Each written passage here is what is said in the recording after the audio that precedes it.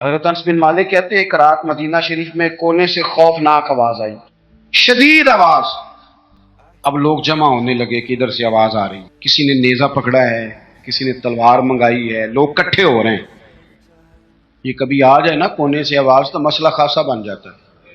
ہوں تو تسی چپ کر کے پہ سن دے ہو نا، لیکن رات کو نا اگر بلی بھی ہو نا چھت پہ اور وہ کچھ ہلکی ہلکی بجا رہی ہو، اندھیرا ہو گہرا، تو بندے سے موبائل نہیں نکالا جاتا تکیے کے نیچے، کہتا چپ کرو۔ لیکن تقریریں کرنا سننا آسان کا نا، وہ کہہ دیتے ہیں سن لیتے ہیں بات ختم ہو جاتی، لیکن اس کی گہرائی میں تو اترے نا حقیقت کیا ہے۔ یعنی خوفناک آواز آ رہی ہے، اور صحابہ دلیر لوگ تھے، پر وہ نیزے جمع کر رہے تھے، تلواریں نکال رہے تھے کہ جا کے دیکھیں ادھر کیا ہے۔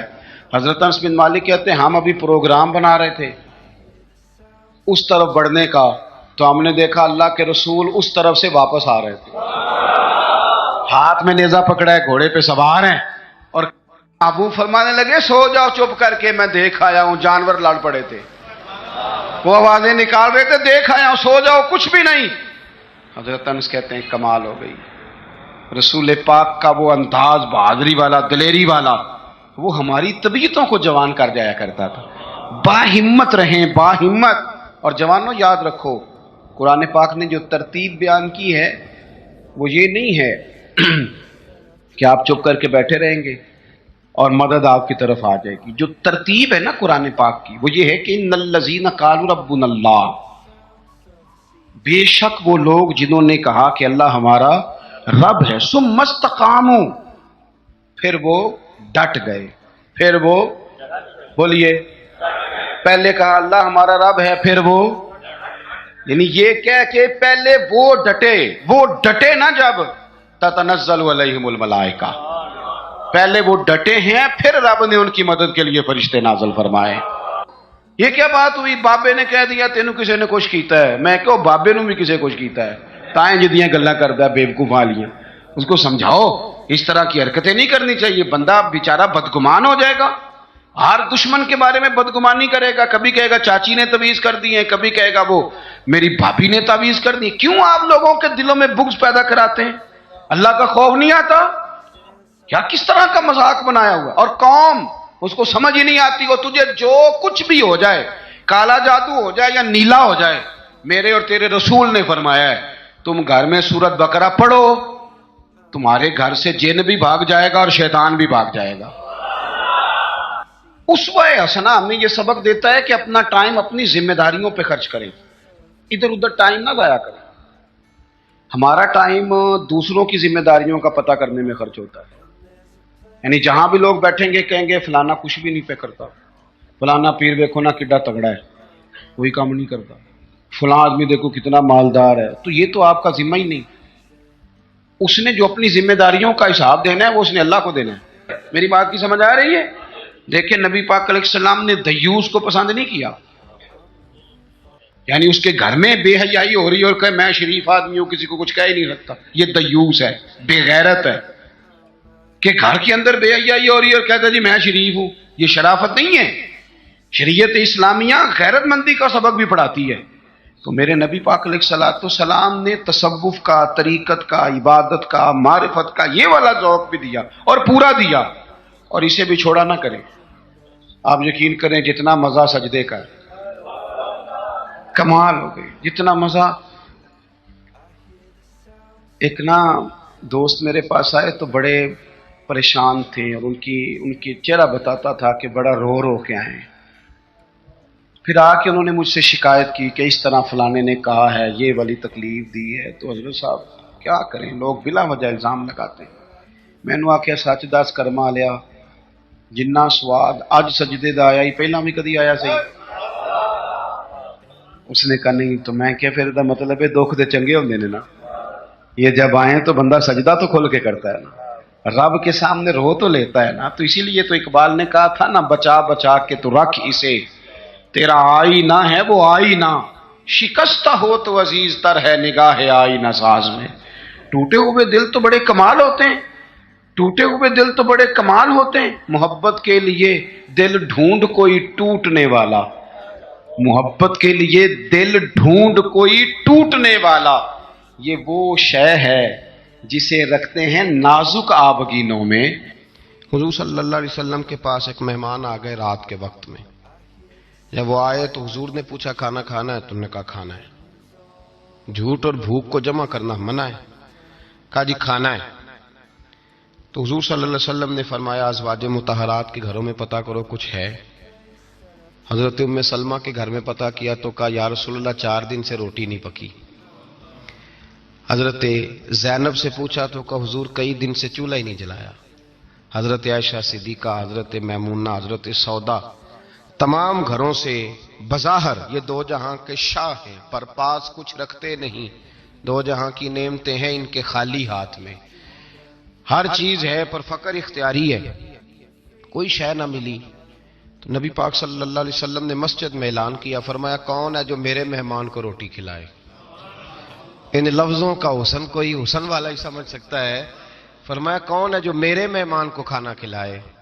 तो एक सहाबी ले गए और उठे। वो सहाबी जो सहाबा में गरीब थे, एक अंसारी जो गरीब आदमी थे।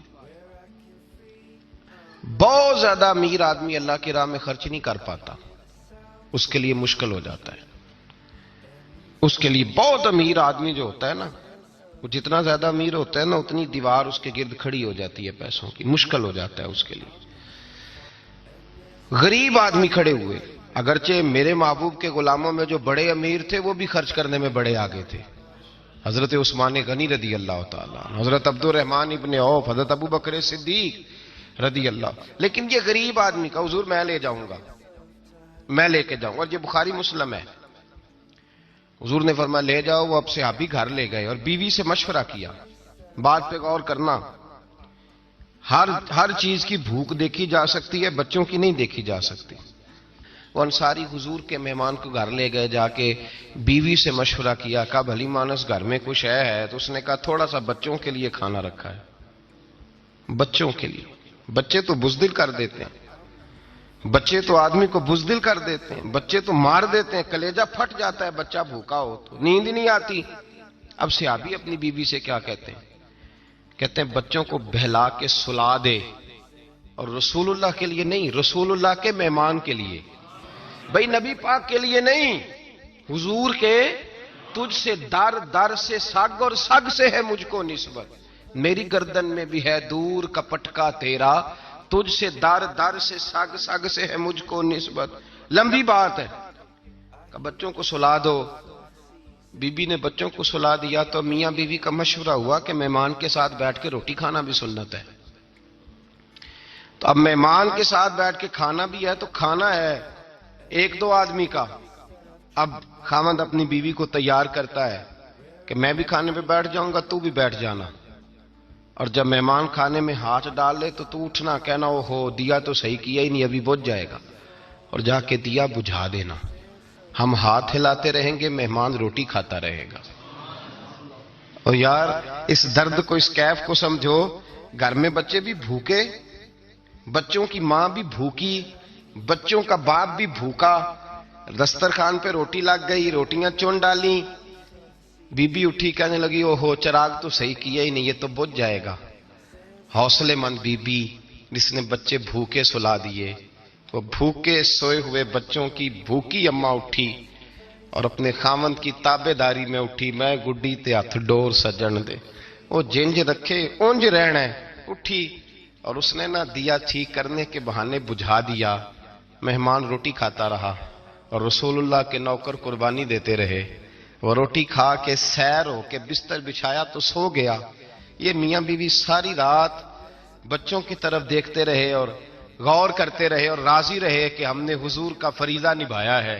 कुर्बान जाऊं महबूब पे, बेखबर हो जो गुलामों से, वो आका क्या है। वो सहाबा वो अगर कुर्बानियां देते थे तो जो एजाज मिलता था वो भी बड़ा शान वाला है। सहाबी कहते हैं मैं फजर की नमाज पढ़ने मस्जिद आया, पहला कदम रखा तो मेरे करीम बोले, हुजूर ने फरमाया रात जो तूने और तेरी बीवी ने अमल किया है खुदा को भी बड़ा पसंद आया है, मोहम्मद मुस्तफा को भी बड़ा पसंद है। और फिर एक लफ्ज और है हदीस में, एक रवायत में कुछ जुमले और भी हैं। हुजूर ने फरमाया जब तू और तेरी बीवी रात मेहमान के साथ एसार कर रहे थे ना, तो अर्श का मालिक तुम्हें मुस्कुरा मुस्कुरा के देख रहा था। رب تمہیں دیکھ کے مسکرا رہا تھا، رب تمہیں دیکھ کے مسکرا، تر دامنی پہ شیخ ہماری نہ جائیے، ہم دامن نچوڑ دیں تو فرشتے وضو کریں۔ فرمایا وہ مسکرا رہا تھا کہ میرے بندے میرے رسول کی رضا کے لیے کیا کر رہے ہیں۔ اور صاحب دیکھو، نبی پاک کے لیے نہیں، خاندان کے لیے نہیں، خاندان نبوت کے لیے نہیں، حضور کے نہ سمجھیں یار، اس پہلو کو سمجھیں۔ نبی پاک کے بریلی کے امام بول پڑے، فرمانے لگے تجھ سے در، در سے سگ، سگ سے ہے مجھ کو نسبت، تجھ سے در، در سے سگ کتے کو کہتے ہیں فارسی میں۔ فرماتے محبوب تیرا دروازہ اور دروازے پہ کتا اور کتے کے پاس میں بیٹھا ہوں، چلو کتے کے پاس تو بیٹھا ہوں نا، میری گردن میں بھی کوئی تو پٹکا آیا ہی ہے نا، تجھ سے در، در سے سگ اور سگ سے ہے مجھ کو نسبت، چلو میری گردن میں بھی ہے دور کا پٹکا تیرا۔ قرآن مجید بول اٹھا، رب کریم نے فرمایا حبیب یہ تیرے غلام وہ ہیں کہ وَيُكْسِرُونَ عَلَىٰ أَنفُسِهِمْ وَلَوْ كَانَ بِهِمْ خَصَاصَةٌ، فرمایا ان کا حال یہ ہے کہ جس چیز کی شدید حاجت ہوتی ہے وہ بھی اپنے بھائیوں پہ قربان کر دیتے ہیں، وہ دے دیتے ہیں تیرے نام پہ۔ جب مکے والے مدینے آئے انصار مدینہ تو میرے مصطفیٰ کریم نے فرمایا نہ تمہاری نسلیں ایک ہیں نہ قبیلے ایک ہیں، لیکن تمہارا نبی ایک ہے، تمہارا رسول ایک، خدا ایک، کتاب ایک، تمہارا میری وجہ سے رشتہ ہے، چلو اپنے بھائیوں کے ساتھ احسار کرو، چلو احسار کرو۔ اگر کسی کے 2 مکان تھے تو اس نے ایک اس کو دے دیا جو مکے سے آیا تھا، 2 باغ تھے تو ایک دے دیا، کسی کے پاس ایک تھا تو آدھا بانٹ کے دے دیا، ہر چیز تقسیم کر دی۔ حالات بدل جاتے ہیں، حالات بدل جاتے ہیں۔ تلک الایام نداولھا بین الناس، اللہ لوگوں کے درمیان دن بدل دیتا ہے، حالات بدل گئے، بڑا مال غنیمت آیا، بنو نذیر کا علاقہ فتح ہوا تو میرے رسول پاک صلی اللہ تعالی علیہ وسلم نے انصار مدینہ کو اکٹھا کیا، فرمایا بھئی مال اب بڑا آ گیا ہے، 2 باتیں، یہاں تو اس طرح کرتے ہیں کہ میں ان کو کہتا ہوں جو مکے سے آئے تھے کہ جتنی تمہاری جائیدادیں باغ انہوں نے لیے ہیں واپس کر دیتے ہیں تمہیں، اور جو مال آیا ہے وہ بھی تم میں سے آدھا آدھا دونوں کے درمیان بانٹ دیتے ہیں، یا جیسے تمہارا دل چاہے، تمہارے مال بھی واپس کرتے ہیں اور جو وہاں سے مال آیا وہ تمہارے بیچ بانٹ دیتے ہیں، یا اگر تم کہو تو یہ مال ان کو دے دیتے ہیں مہاجرین کو، تمہیں تمہارے مال واپس مل جاتے۔ حضور نے پوچھا انصار مدینہ سے، حضرت سعد بن معاذ، سعد بن عبادہ تڑپ کے کھڑے ہوئے، عرض کی محبوبہ میں تو ابو بکر کو جانتا ہی نہیں تھا، حضور مجھے کیا پتا عمر کون ہے، میں کیا جانوں عثمان غنی مولا علی کی عظمتوں کو، محبوبہ میں نے تو تجھے ان کی طرف مسکرا کے دیکھتے ہوئے دیکھا ہے، تیرا جلوہ دیکھا ہے، تجھ سے در در سے سگ سگ سے ہے مجھ کو نسبت۔ یا رسول اللہ صلی اللہ علیہ وسلم ہم سے مشورہ نہ کریں، آپ اس طرح کریں جو جائیدادیں ہم نے انہیں دی ہیں وہ بھی ان کے پاس رہنے دیں، اور جو مال آیا ہے وہ بھی ان میں تقسیم کر دیں، اس لیے کہ ہمیں تو بس اتنا پتا ہے کہ یہ آپ کے غلام ہیں، آپ کے نوکر ہیں، ہمیں اس سے زیادہ کسی چیز کے کوئی غرض، بس آپ کے غلام ہے، بات ختم ہو گئی۔ حضور خاموش ہو گئے۔ صحابہ کہتے ہیں دیر کے بعد ہم نے کہا فیصلہ ہونا چاہیے، فیصلہ پتہ کیا ہوا؟ حضور نے ہاتھ اٹھائے، کہا اے اللہ میرے مدینے والوں پہ رحم فرما، اے اللہ میرے انصار پہ رحم فرما، اللہ ان کے جذبے قبول فرما۔ بھائی احسار والی زندگی وہ کیا بات ہوئی کہ میں نے بڑی قربانی دی ہے، تو اور جب تک تو قربانی نہیں دیتا تو قدر والا نہیں ہوتا۔ جو چیز قربانی سے حاصل ہوتی ہے اس کی قدر ہوتی ہے، جو چیز مفت میں آ جاتی ہے اس کی کوئی قدر نہیں ہوتی، کوئی قدر نہیں۔ میں اکثر سوچتا ہوں کہ حضرت خواجہ اجمیری کے خلیفے اجمیر میں بھی تو ہونے چاہیے تھے نا، لیکن ان کے خلیفے اجمیر میں نہیں ہوئے، دلی میں ہوئے۔ تو میں سوچتا ہوں دلی والوں کے خلیفے دلی میں ہونے چاہیے، لیکن دلی میں نہیں ہوئے، پاک پتن میں ہوئے۔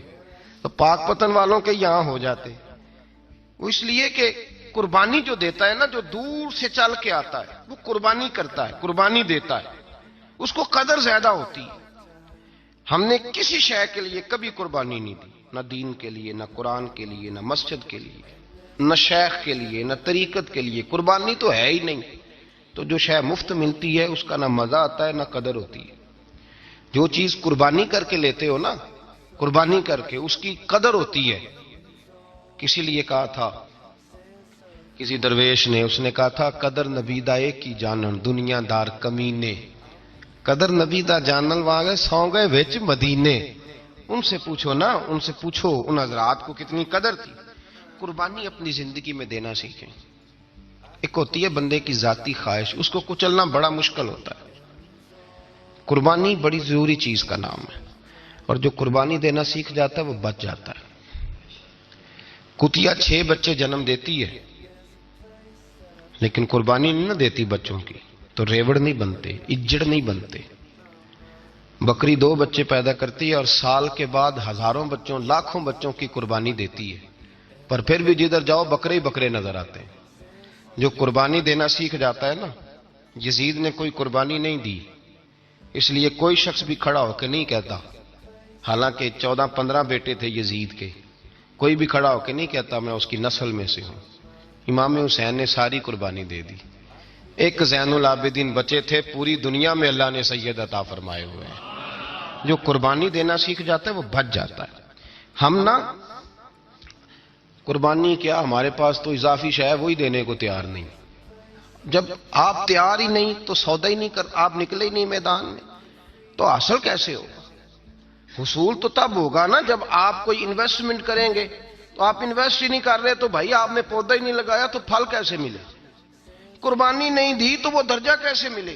اس کے لیے تو قربانی ضروری ہے. اب تمام صحابہ کی زندگی پڑھ لیں، حضرت ابو بکر سے لے کر حضرت بلال تک، یہ سارے قربانی والے ہیں. آپ تمام اولیاء کی صفت پڑھ لیں، حضرت غوث اعظم، جیلانی، داتا علی اجویری، خواجہ معین الدین، یہ سب قربانی والے لوگ ہیں. قربانی دیتے رہے تو بچے ہوئے. ان کے جو ساتھ تھے وہ بھی قربانیوں والے تھے.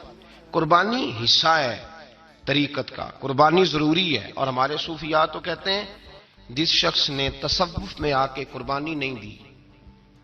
بزرگوں کے پاس ایک شخص آیا، غالباً خواجہ نظام الدین محبوب الہی کی بات ہے، میرے ذہن میں نام پورا نہیں سما رہا. تو ایک مرید نے آ کے کہا حضور زکوٰۃ کتنی دینی ہے؟ فرمایا 2.5%.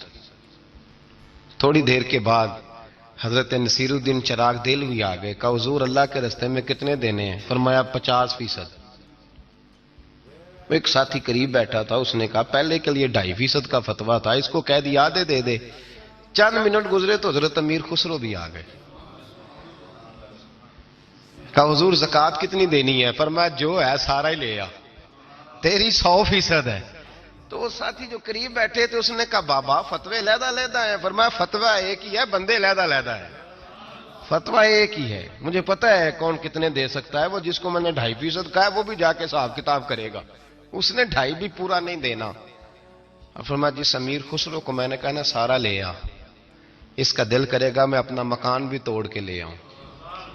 میں نے فتویٰ ایک ہے، بندہ دیکھ کے بات کی ہے.